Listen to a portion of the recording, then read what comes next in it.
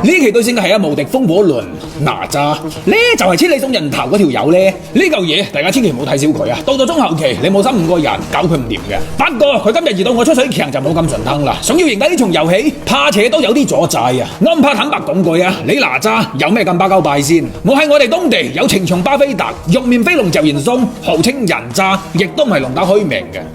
咩話？你居然吹雞叫人？我對你好閪失望啊！不過你打錯咗算盤，就憑你兩條蛋散就想做嗰個老襯我出水強，會唔會係契運燒咗少少啊？我出咗名就老快噶嘛，你哋唔係仲未收到風係嘛？但你都咪以為我啱先射下星叔入個塔度係因為經咗佢哋，識我出水強嘅人都知，我一抽三都係經常嘅事。啱先佢哋一眼見勢，先得2條友，人數唔係好夠，我好難發揮嘅，所以我唯有暫且撤退，另尋機會。但若然我嘅退讓助長咗佢嘅氣勢嘅話，我亦都唔介意落重手啲，蹉跎佢嘅銳氣，定啲嚟下，睇準時機，劈佢一嘢附魔，凌空鬼仔跳，將佢彈起，收佢我屌，攞你命3000。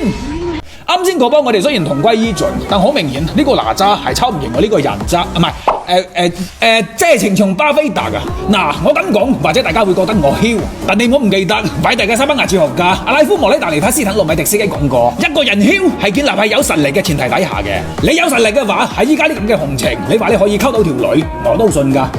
再嚟嗱，僆仔，我勸你冇再逃避啦！你再係咁打下又縮翻入個塔度，呢期視頻就真係冇咩睇頭噶啦！我出水強假地喺抖音亦都係一個780幾萬就100萬粉絲嘅人，你尊重下我好喎！撲你嘅臭雞，又拖馬，咁就2個一齊上啦！